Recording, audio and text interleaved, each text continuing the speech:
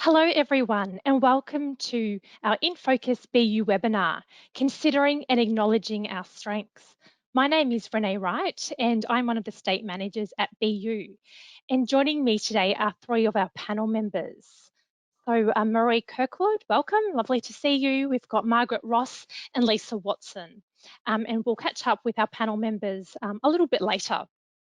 So this webinar goes for 1 hour, but we have a 30-minute Q&A session afterwards. So we'd really love for you to stay and chat more with us about how we can use strengths to support our entire learning community.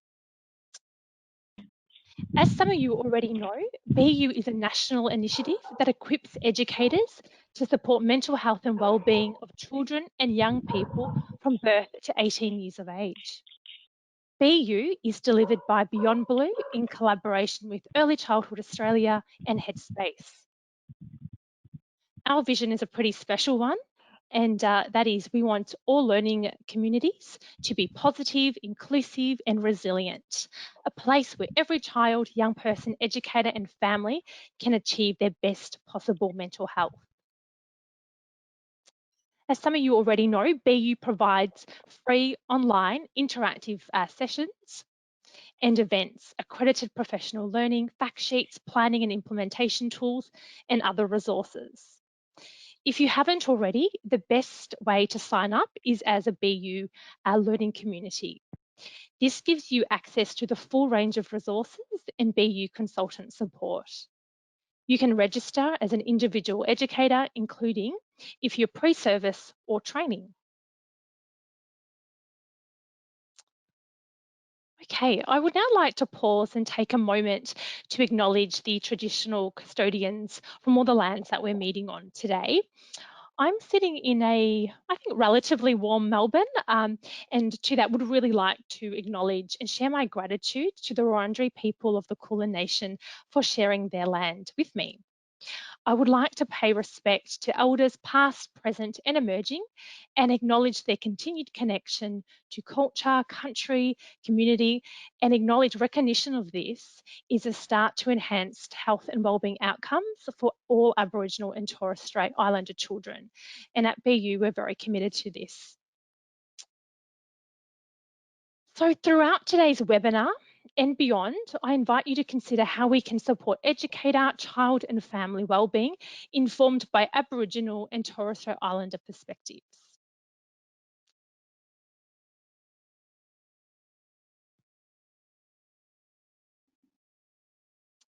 So let's move direction slightly and have a chat about today's webinar.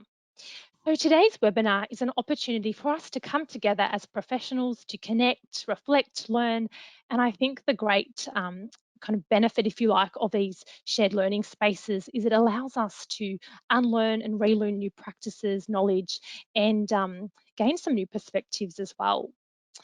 We want this space to be a safe space for everyone, though. It's really important.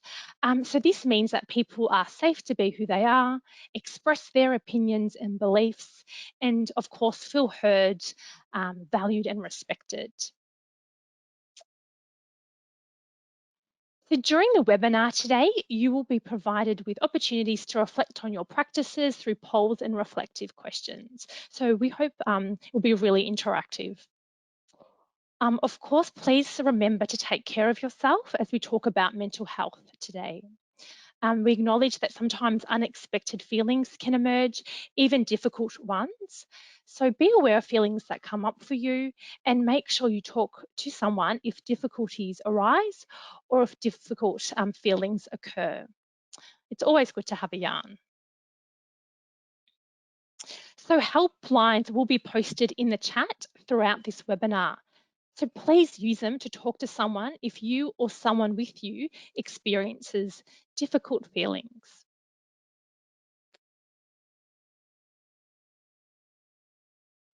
Okay, let's move on and have a bit of a chat about technical tips so that you can really get the most out of today's webinar. So for those unfamiliar with the webinar platform, that's perfectly okay. This is what your screen would typically look like with the webinar viewer on the left and the control panel on the right. So throughout the webinar, you can ask questions about using the webinar function, and we will have some technical support available. So the control panel with the question box is highlighted in blue, and the responses in green are public responses, whilst the ones in red are private responses. You can also use your control panel to manage your phone or computer audio. So just so that you know, today everyone is placed in listen only mode, and your microphones have been muted as we have a large number of attendees, which is really exciting. If you are experiencing any difficulties at any time, please note the customer care details on the screen and contact this team directly, and they'll be happy to help you. So again, throughout today's webinar, we encourage you to get involved as much as you feel comfortable. Again, it's really important that everyone feels like this is a safe space and that everyone's contribution matters. You can ask questions via the question box, and we hope to respond to as many of your queries as possible during today's session. But for those that we might run out a bit of time, just be assured that we will get back to you after the event concludes. This reminds me to acknowledge the team in the background who are working their magic and really supporting this webinar to be successful. So hello to Dino, Steph, Maria, Shona and Juanita, and I look forward to catching up with you a bit later. Just a few other reminders. So any links to resources or references we use in the content will be posted in the chat. So you're more than welcome to copy those if you want. But we've also got a handout, and all of these references will be featured in this handout, along with some reflective questions. So you might just want to relax, participate in the webinar, and then after the webinar, you might be more comfortable downloading that handout. I was just thinking it's probably a great idea to even share some of the reflective questions with a colleague, maybe during a team meeting as well. And lastly, just a few final reminders. So we also invite you to participate in the polls we'll be launching throughout the session. So this is a really fantastic way of sharing your experiences and perspectives. And we have 3 in today's webinar. We will also be making the attendee list public from now on. And all event participants will be able to access a certificate of participation and a recording of this webinar after the webinar. So you can look forward to that as well. Okay, now that housekeeping is over, let's get into the fun bit. So today we're going to be talking about strengths.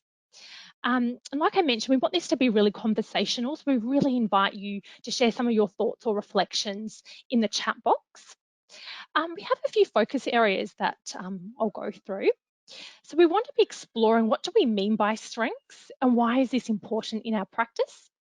How can we identify our strengths? Sometimes, that can be a little bit tricky. So we'll also be looking at strategies to acknowledge, use and build on existing strengths. And of course, we want to be thinking about strength-based practice or practices in the entire learning community. So we've got a great 1 hour planned. Okay, I might invite our panel members back on screen. So hi again, Marie, Margaret and Lisa.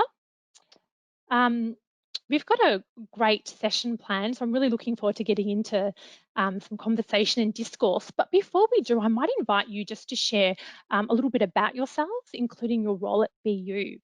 So Lisa, you're the first person on my screen that I'm looking at. So would you like to start? Hi, thanks Renee. It's great to be here. I'm a BU Early Childhood Australia consultant, and I'm based in Western Australia and have been in the role for, I think I'm coming up to my 3-year anniversary. I did spend 12 years as an early childhood teacher, and then I shifted into a completely new role when I managed teams at the West Australian Museum, and there we developed and delivered education and public programs. And then I also have had a role in education and care with a large provider of education and care as a program manager and mentors to the network of early childhood teachers. A bit of Fantastic. diverse experience there. Yeah, absolutely. A lot of strengths. We really look forward to drawing upon your experiences. Thanks, Lisa. And Margaret, would you like to share a little bit about yourself and your role at BU?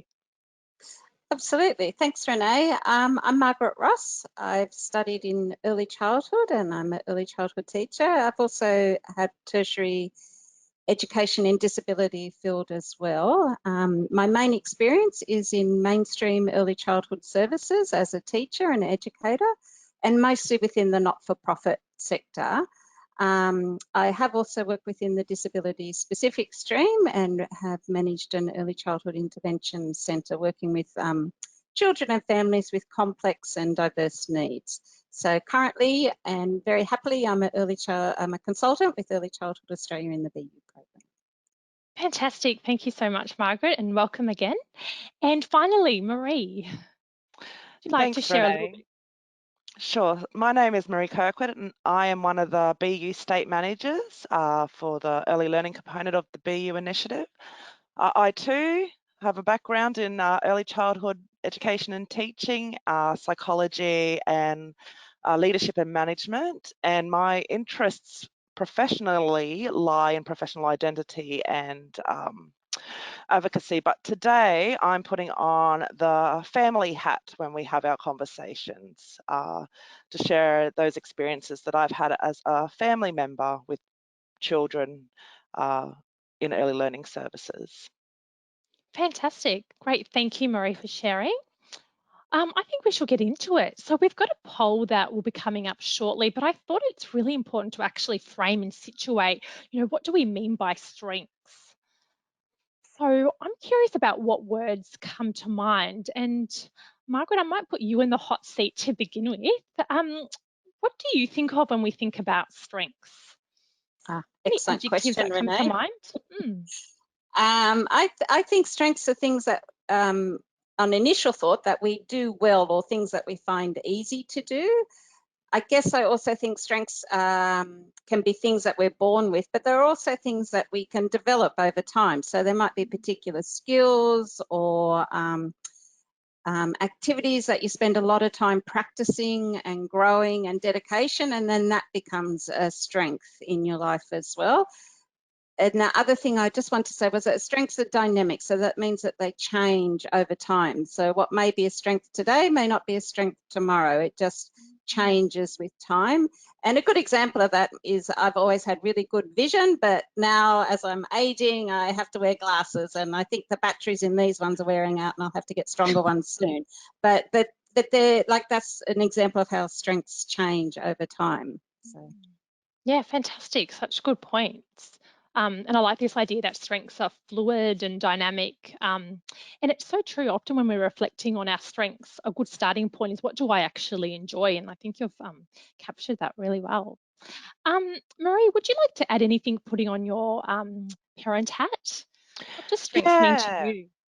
it thinking about it and positioning myself as a parent in an early learning service or school age care service, it's really about for me, having my strengths and my family strengths acknowledged and celebrated, and maybe that recognition that we as families really try to do the best that we can with our children, and having educators, acknowledge and be responsive to that.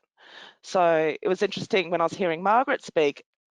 It was almost what she was saying was so relevant, but it was that internalized. But with my thinking, I was thinking more externally about how others perceive me as a family member and my strengths, or as a parent, rather than answering that question about what strengths are for me internally. So That's that's such a good point, Marie. Yeah, because often I think we seek and we get feedback from people that helps us to kind of construct our mm, identity, which includes, what are we good at, what are our strengths, but it's also the things that are not so tangible. So like a child's disposition or our personality and temperament, which really requires relationships, I think, in order to really mm, unveil that. But yeah, really good point. Strengths in terms of what might be a skill or something that is concrete and that you can see, but is also, can be something that is not so visible. Yeah, great, great. Okay, let's have a look at our polls. We'd really like to hear what you think in terms of what your strengths are. So we've got a few options here, and they're not an exhaustive list. We've got meeting regulatory requirements. Number 1, we've got building and sustaining relationships with family, mentoring and supporting colleagues, providing an empowering learning environment, and relationships with children. So have a think about what some of your strengths are in your practice.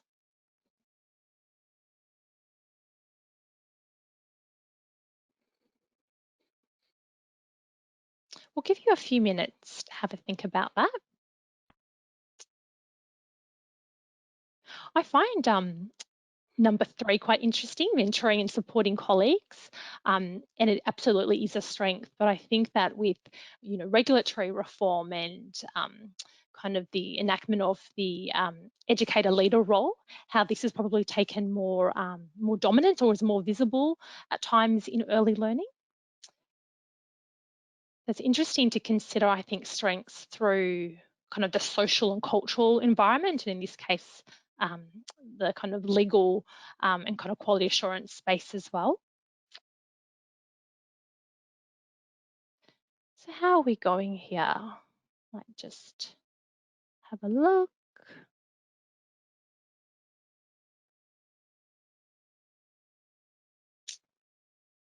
Okay, we've got some results. So meeting regulatory requirements, 44%. That kind of pales in comparison to some of the others, doesn't it? So building and sustaining relationships with families, 82%. Fantastic. And then, relationships with children, a clear winner there, if you like, 86%. Yeah. And how about mentoring colleagues, 62%?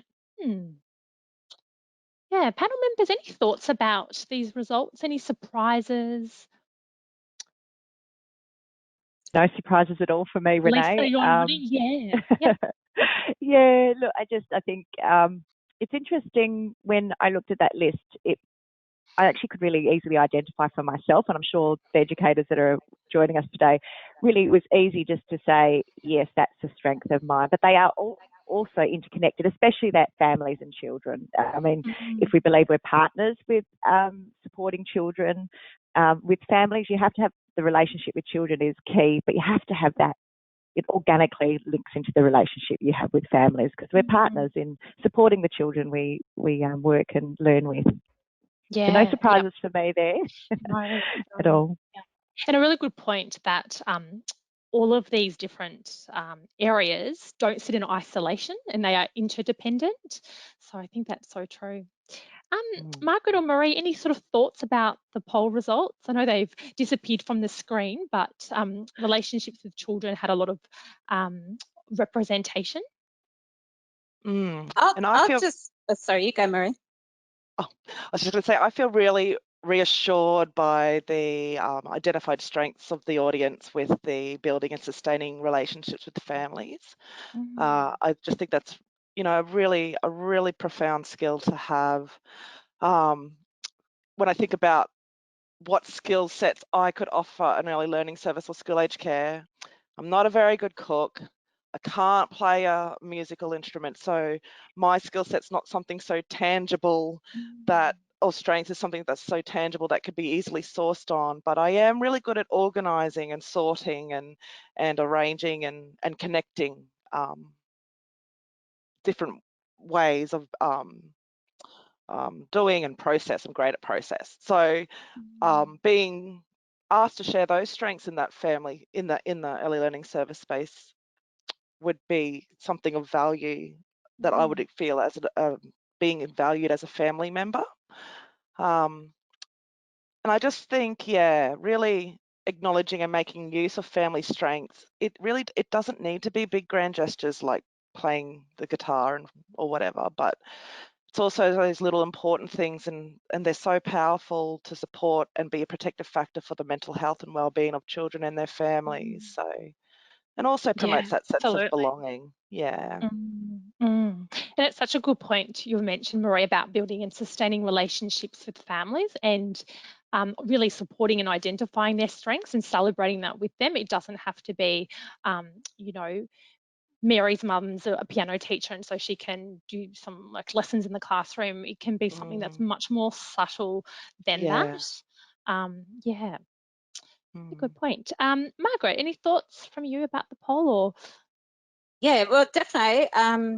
In regards to the poll, how meeting regulatory requirements came in, I think, on the lowest one. And I actually Yeah. think that is a huge strength of the early childhood profession, because I think you like all that hand washing that you do, all those nose wiping procedures, all those nappy change procedures, like everyday practice. And I think that is a real standout strength of the industry, of the profession, is that you've got all those things wound into your everyday routines and activities, and they're carried out by everybody, the children, the families, the parents, the educators. So I think, well done, that is a strength. May not be your Yeah. best, may not be your favourite strength, but I certainly think it is a strength.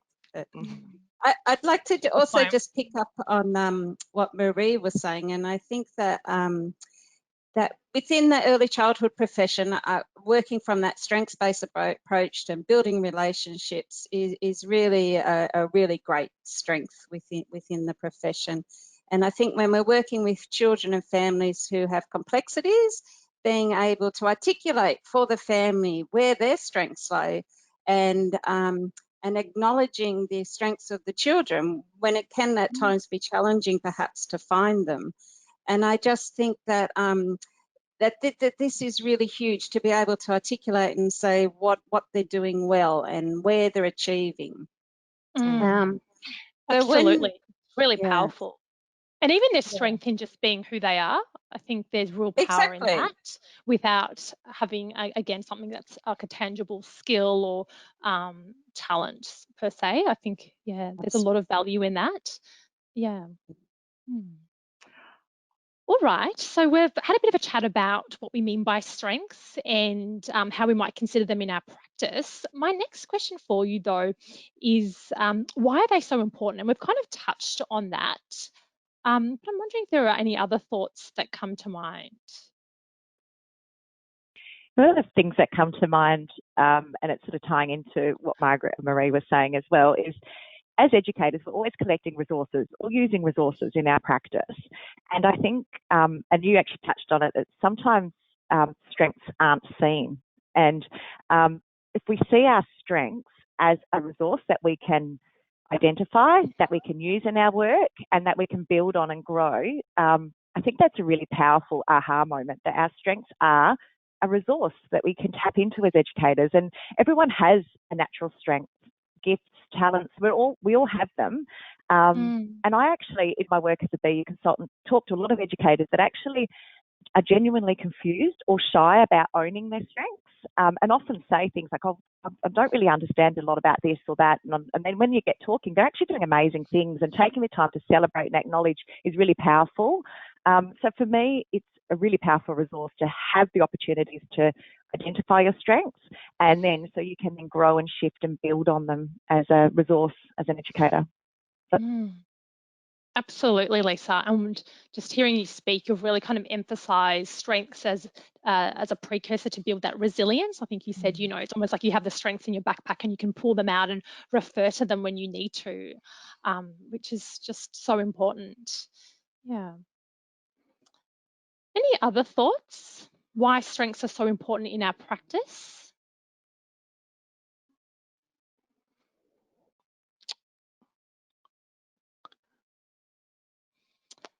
I think thinking about it as a collective term for me, when I think about our strengths, to me it's around the whole learning community strengths, and how we can utilize all of those strengths collaboratively and collectively to support the mental health and well-being of all members of that community, so children, families, educators.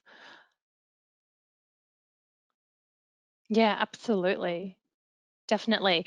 And I think, it really also, again, is a precursor to working as a part of a team and really, acknowledging the diversity and, when you acknowledge and people's strengths and aspirations and goals and their talents and what they're interested in, think about all of those skills and knowledge that you can have and how you can sort of utilize that to enhance outcomes for children or families. It's pretty outstanding. It's pretty epic.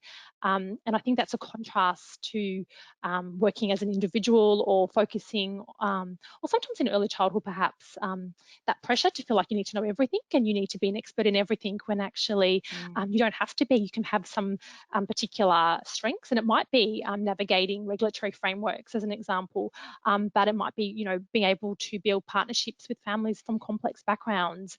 It might be setting up beautiful learning environments. It might be an educator is really good at, incorporating STEM into the curriculum.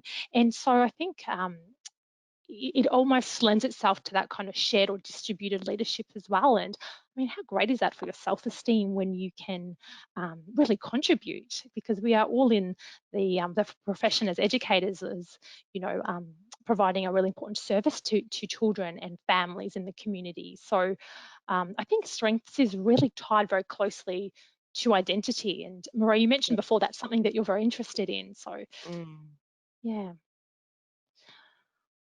Okay. I think it might be time for another poll. What do you think? Think so? Great. So this is, how do you identify your strengths? And Lisa, you'll need to remind us, but you had a really interesting comment you made before that sometimes you're talking to educators and they shy away from their strengths. But I think even as a kind of preliminary to that is going, okay, well, what are my actual strengths and how do I identify them? So yeah, I'm keen to hear some of your thoughts about this, but the poll question is, how do we identify strengths? And we've got a few options here. So through professional conversations with our team, reflective practice is another option. We've got through feedback from families. We've also got stakeholders. So we've got inclusion support or your early learning consultants. You might have other people as well, like social inclusion professionals that are working with your service as well. And then validating what we do against frameworks. And I guess even as an extension, it could be position descriptions, the code of ethics and so forth. So again, I'll give you a few moments to have a think about this and reflect. But I might actually ask some of our panel members whilst we're waiting for a few moments to share, how do you identify your strengths? Yeah, Renee, you did circle back to something I said. And look, I actually struggle with this, like making the time to identify my strengths. And it is really a common conversation I have with educators that I support in my role as a BU consultant. I think as lifelong learners, educators, we all naturally look to grow and learn, but it is really hard to sometimes stop and celebrate the strengths. And for me, it often happens from external sources. So when someone tells me I'm doing well and tell me what my strengths are, I can own them, but I find it hard to identify them. And I do often look to others for feedback, whether it's a line manager or colleagues. And I do actually think it's probably a byproduct of my training, and educators can probably relate that when you're on pracs and you're studying, you're always being assessed, so you're always being looked at, and, and feedback's a gift. So I've always been taught that. And it's interesting in different roles I've had. I have actually gone through lots of strengths testing you can do out there. And sometimes the strengths that pop up aren't ones that I would have ever have acknowledged or known, but when I actually do a deeper dive into it, I actually have worked out that actually that is really interesting and it is a strength of mine. So I also try to also use self-reflection, and you get educators I've worked with to do the same. When are you at your best? Ask yourself that question. I ask them, what am I doing? What are you doing when you're at your best? And what actually comes easily and naturally to you in your work? And for me, parts that come easily and naturally are often my strengths that are really easy to own and work with. And what I enjoy doing is often linked to my strengths. So And I found that with the people I've worked with as well. Mm. Thanks, Lisa. Gosh, they're really powerful questions. I'm sure that many of us are making notes. So I think you said you're asking yourself, when am I at my best? What am I doing? And what comes easily and naturally to me in my work? So that could be a really nice way to start to think about our strengths. And, that could be something that you do as a bit of a icebreaker, bit of a provocation during a team meeting or conversation with some of your colleagues as well. But I think that what you've shared about how sometimes, initially we seek feedback and from others is actually, really, really common. I know I definitely do that, but I think it's great to kind of marry that with some kind of leaning into your internal reflections and thinking about, what am I good at? What am I able to contribute to, and how? Yeah. I can see the poll results are up. So Margaret, I might come back to you about how you identify your strengths, if that's okay. And we'll have just a quick pause and have a chat about some of these results. So thank you for participating to our participants. So we've got, let's have a look, through reflective practice, 88%. Yeah. And through professional conversations with our team, 85%. Through feedback from family, 75%. It's interesting, from early learning consultants or external stakeholders is around 30%.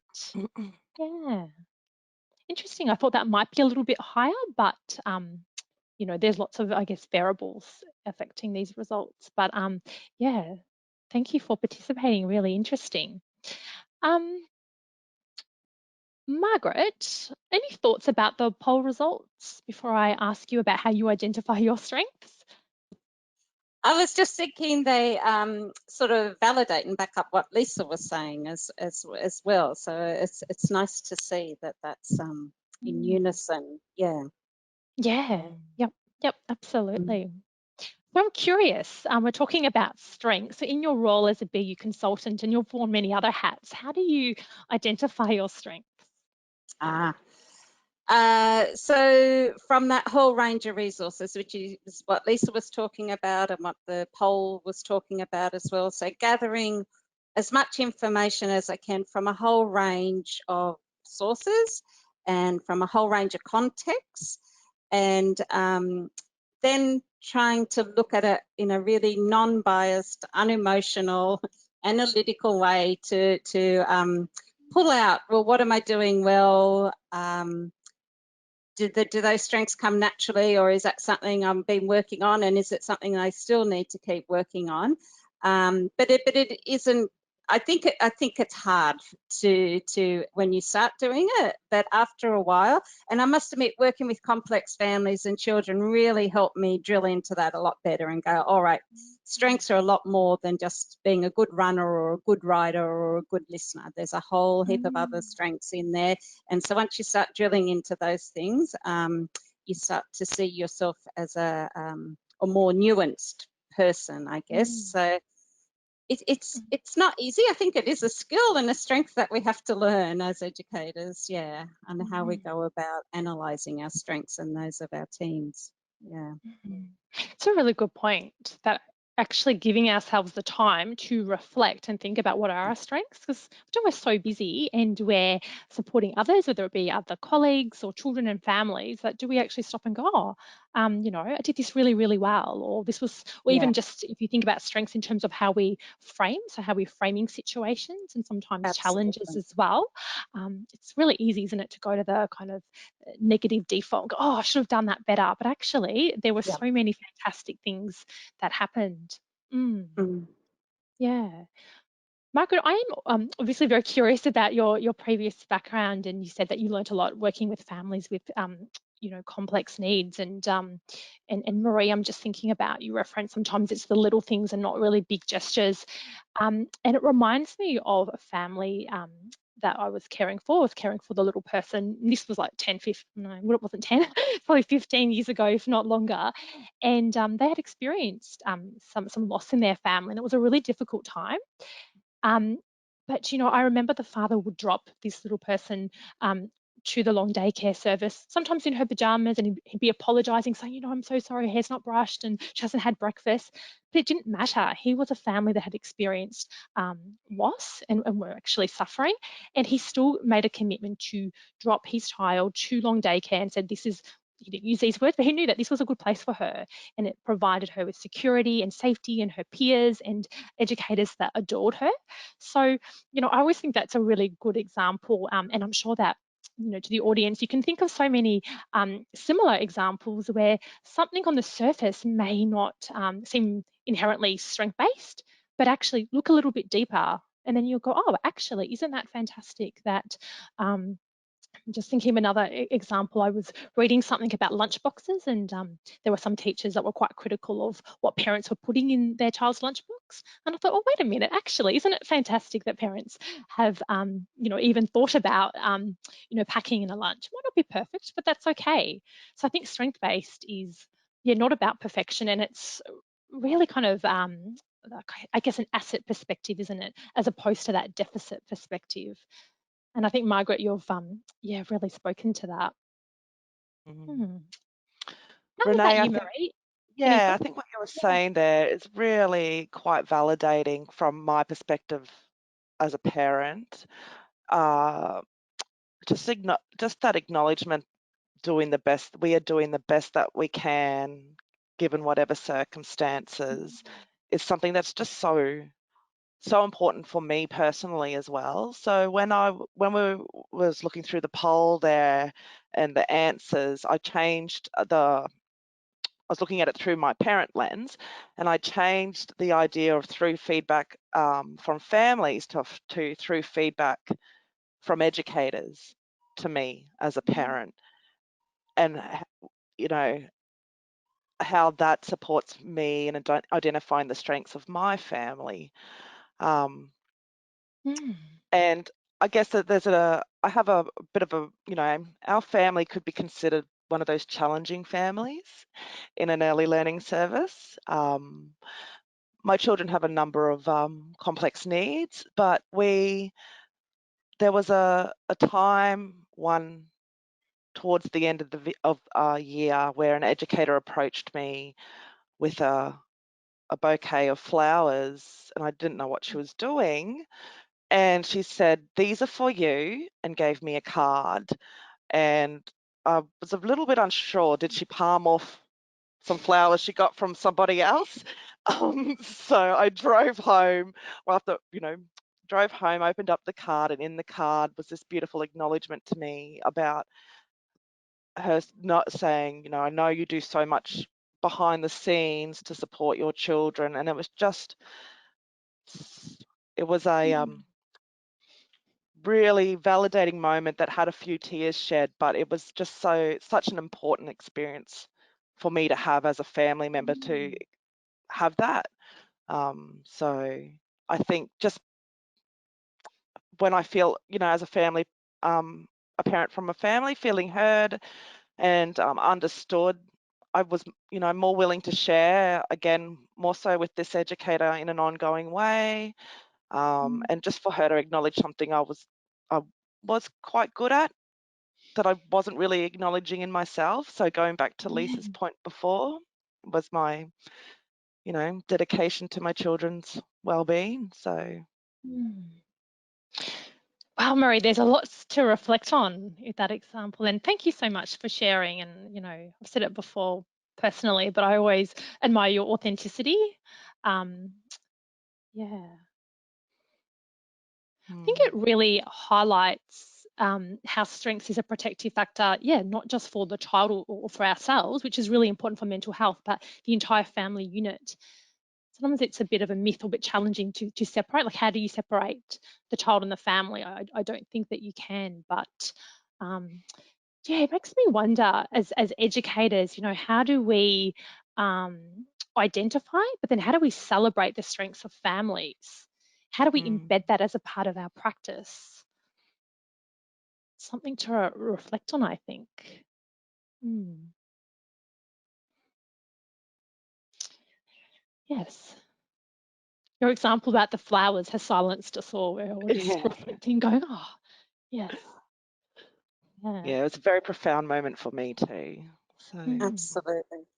And thank you for sharing that, Marie. I think it's a really important point if you are working with complex families is to understand that that life is different to a typically developing child. I like that was something that I learned was the sheer amount of visits and information sharing and everybody delving into your life and telling you how to do it better, how huge that is. And I thought, oh, as a mother of a typically developing child, I didn't have that. But then families are having to take that on and deal with it in visit after visit to the different services they do. And I started to really appreciate the strengths in those families at turning up to enormous amounts of visits, taking on board information from a range of services, and then trying to incorporate that all back and bring it back into the early childhood service for the educators to pick up and marry into their practice as well. It was really quite eye-opening for me when I started to have some understanding of the perspective of families. It was like, wow, I hadn't appreciated this and how strong they have to be to keep going. Yeah. And how resilient as well is what I'm hearing, Margaret. Yeah. Yeah. Kind of Sorry, I've reminds got me some of background noise. oh, do you? It's not your dog. I'm not sure if you've got any pets. Oh, that's okay. No, Maybe a someone's neighbor or whippersnippering someone. outside. Oh, So right. Okay, okay. Yeah, it's usually cats and dogs that make an appearance, which is always a bit of fun, but yes.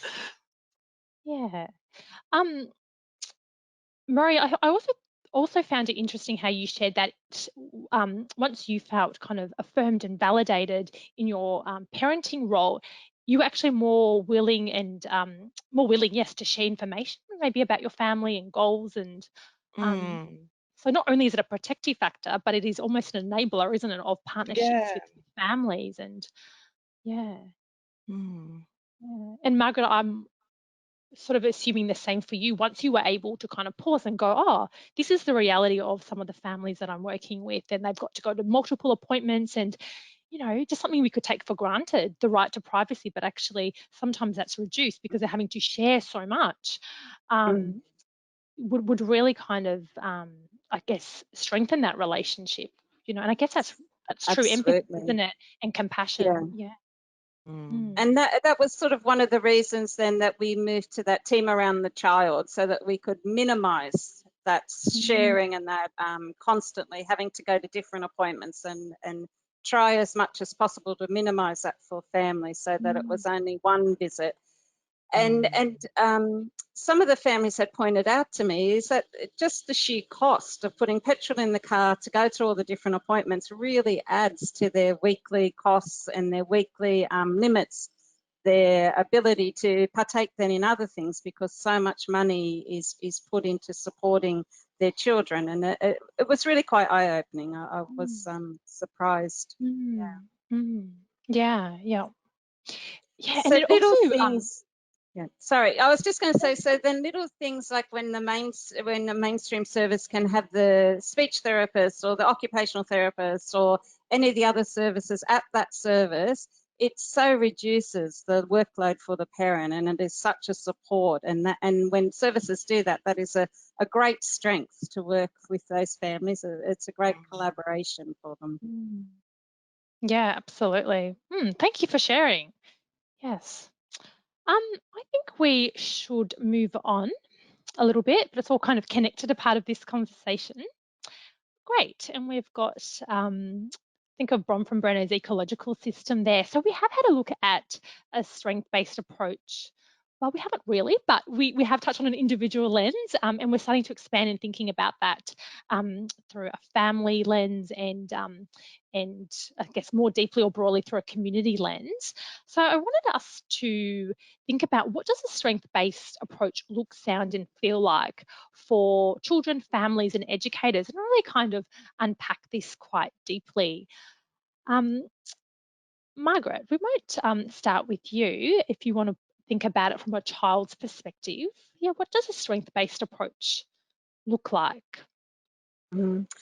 Well, I guess the starting point is that all children, so regardless of their abilities, their medical condition, their circumstances, have strengths. So, and it's our role as educators to find those strengths and to articulate them.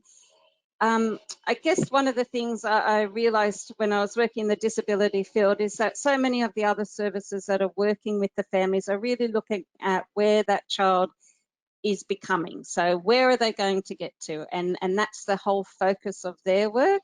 Whereas with early childhood professionals, we're looking at the being and the belonging, where we're looking at right here, right now, and valuing that place and valuing and respecting that child's position and to be who they are.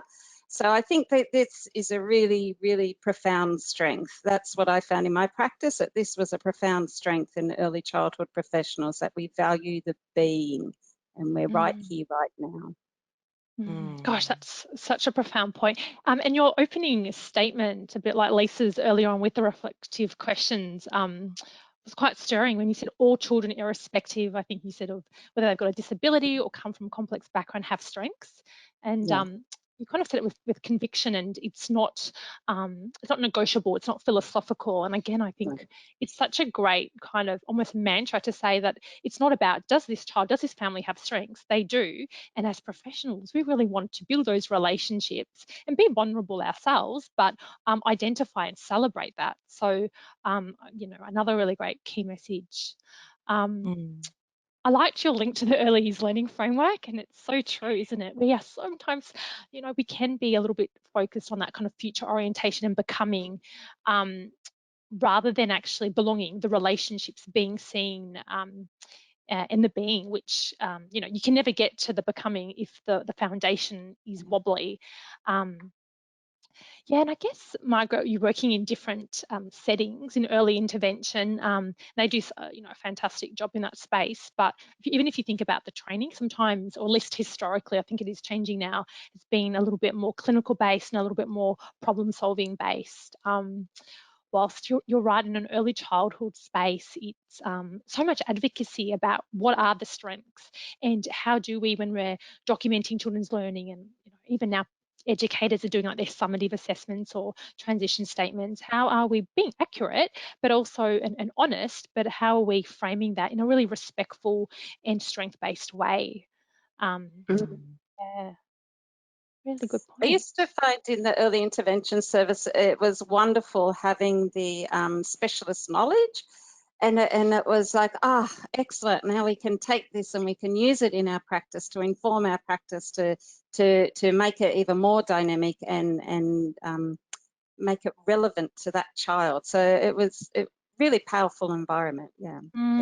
So that's sort of that combining of strengths was Yeah, quite good in absolutely. teams. Yeah. Yeah, yeah. And I'm just thinking, if you think about the influence of the early childhood sector, we now have allied health professionals going into early learning environments, into a naturalistic setting, because it is much more strength-based and empowering for that child, rather than, I'm talking historically, where, it might be a speech pathologist would, work with a child in a really kind of, not so Isolation. child friendly Yeah. kind of way. Yeah. Yeah, in a very individualistic, but it was very often deficits. I think I think the early childhood has played a really key role in changing those practices and narratives around that. So Absolutely.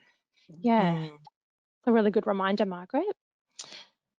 Um, Anything else in terms of a strength-based approach for children and what this looks like? And I guess I'm thinking, when, if I was to go back into the early childhood service, how might children be behaving, expressing themselves? And I'll just open this up to everyone. For me, as a parent, it's walking into that space and knowing that we're welcomed, that it's not and that my children will be included and supported and nurtured and celebrated. That their strengths are celebrated, much like what Margaret just said before, which was just a beautiful thing to say. Because if you do, I think I think about the flip side of some of those diagnoses that children to get, but what are those skill sets that and strengths that children have outside of that? So so that's really important to me. And then being encouraged to come over and have a look at this that my child created, and how wonderful it is, or receiving that email with a learning story, with what they've been exploring. So it feels safe, and we feel welcomed, and that they will work with me. So asking what strategies we might do at home to support them, and how we can replicate them in the service, or something like that. So being acknowledged as a partner, and not only acknowledged, but being, as you've said, Margaret, a partner with the service for my children's wellbeing and learning. Yeah.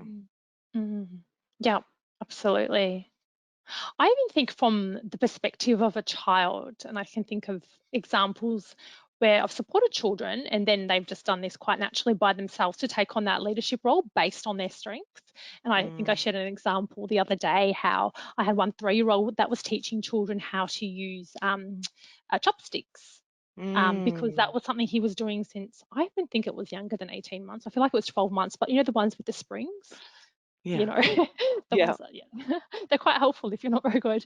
So this was a great example. It wasn't about a teacher having that power or putting that hat on as an expert. So children are actually empowered to celebrate their strengths, but to share their strengths with others.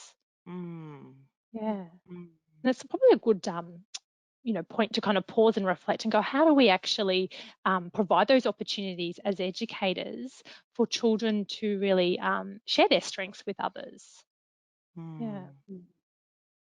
That's such a great story, Renee, and such a great point that, we talk about family, partnership with families, but the child's at the core of all of that, and that they are partners. They're in this partnership with us as well. And if you see strengths as a resource base, you don't need to spend a cent if you just look at the families, the children, and each other, and taking time as educators to acknowledge each other and the strengths and lean on each other. As an educator, you can't be an expert and have all the strengths all the time. So it's okay. And it's okay to role model to children too that, I know I've got this strength, but there are other areas that aren't my strength. So I will go to a colleague and say, look, this is your strength. Can you support me, or can I lean on you? Can you help me? And role model that for children so they can do that in their learning and play as well, that they learn that they don't have to know everything all the time, that we're all willing to have a go and we all support each other. And it's about that, that partnership across families, children, and each other as a team, and taking time to acknowledge and grow and use each other's strengths for our own professionalism, for the benefit of the children we work with. And I was just thinking about what a strengths-based approach looks and feels like as an educator, like, having a strengths-based approach. Great. And the things that come to mind are things like, sharing and leaning on each other, but like no competition. Like we're in this together. Respect. So it feels like it's a respectful space, that there's lots of chatter and laughter in the learning environment. That great point. No competition. No competition. Yeah, absolutely. And I think taking the time to identify strengths, and there's many ways we can do that. We've said that we can look to each other, we can have professional conversations with each other. In my role, actually, as a BU consultant, our BU initiative has quite a few tools that you can use to identify the strengths of your organisation or of your service. There's implementation and reflection tool, which is a series of statements you can actually go through as a team and make a professional decision about where in each of the statements your service sits at the moment, and maps it across a series of phases in BU. But we also have educator surveys. So and it's actually just been reviewed and launched recently on the website, a new version. And it's a series of questions you can get your team to answer.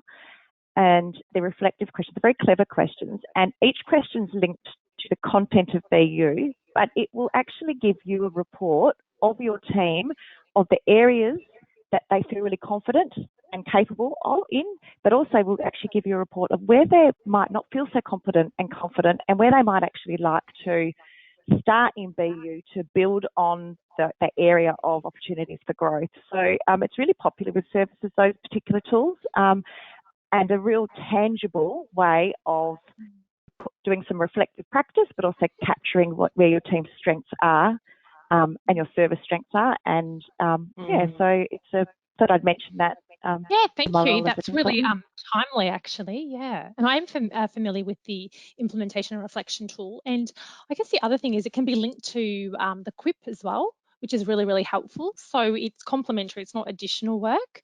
But yeah, what a great way to kind of get started if you're thinking, oh yeah, what are the strengths of our learning community?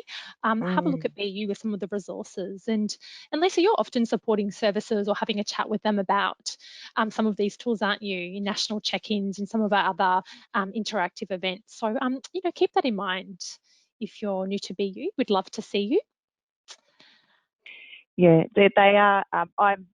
I do really like the implementation and reflection tool and the surveys. I think when BU is such a broad range of evidence-based resources, and there's so much, which is fantastic. So it's very flexible and meets you where you're at. But it sometimes services just say, I just don't know where to start. And so, look, doing some reflection and getting your educators to have some time where it's just think about where they feel comfortable and confident. And look, actually 100%, every single service I have supported to access those BU surveys always comes through their strength is learning resilience, linked to our learning resilience domain, social emotional learning, absolute strength, natural strength of all educators that have done that survey. I have to say, it's 100% right.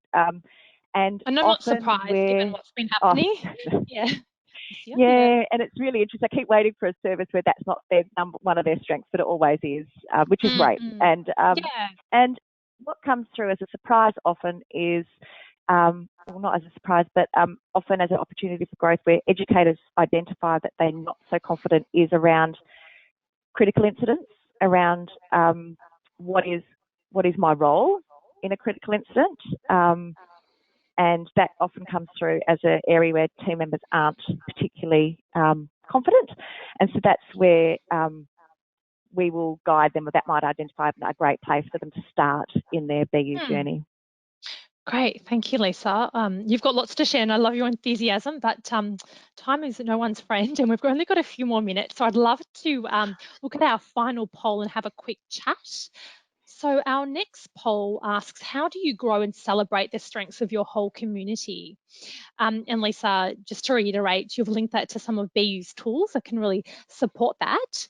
But we've got a few options here. So through collaboration and partnerships, with really great communication, providing feedback and appreciation, building relationships to know your whole learning community, and a shared goal or vision. So I'll give you a few moments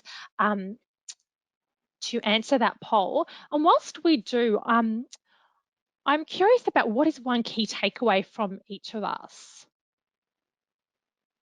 So Maria, I might start with you whilst people are reflecting and completing this last poll. Sure, I really like the idea of the whole learning community, the collective strengths, and seeing strengths as a resource. As I think maybe it was Lisa that mentioned earlier, I really like that notion of strengths as a resource to support the whole learning community. Yep, fantastic. Thanks, Marie. Lisa, did you have a key takeaway? Yeah, just reiterating what Marie said. I think through self-reflection and using external feedback, it's really important to identify your strengths, so then you can build on them and grow. And for the benefit of each other as educators, for the children, and for the families and the whole learning community. Yep, beautiful. And Margaret, lucky last. Yes, a key takeaway. I was just thinking that, like Marie, that the early childhood profession as a collective has so many strengths, and those ones around reflective practice, relationship building, inclusion, working from a strength space, they make us different to other professions like education, the care, the health professions. And it's a great difference, and it's something that's unique about us, and it's something that holds us in good stead. Mm. Yeah, beautifully put. And Margaret, again, I was really inspired by your reference to the early years learning framework, but particularly how a strength-based approach is about actually being present, noticing, and valuing people for who they are and how they are at this very given moment. So yeah, we'd really love to hear what your thoughts are as well. And in fact, we've got some survey results, which is good. So how do you grow and celebrate the strengths of your whole community? Let's see. So 83% said through collaboration and partnerships. Yeah, absolutely. 80% through feedback and appreciation. Um, and yeah, just over 50% a shared goal and or vision. Excellent. That's definitely food for thought. All right. Well, I'd like to thank our fantastic panel members, Marie, Lisa, and Margaret. I've really enjoyed this conversation, and I hope our audience and panel members you have as well. I think we could talk for another hour or so, but thankfully, if you can, we do have a 30-minute Q&A, which is coming up in a few moments. So sit tight if you can, and we would love to see you. Thanks, everyone.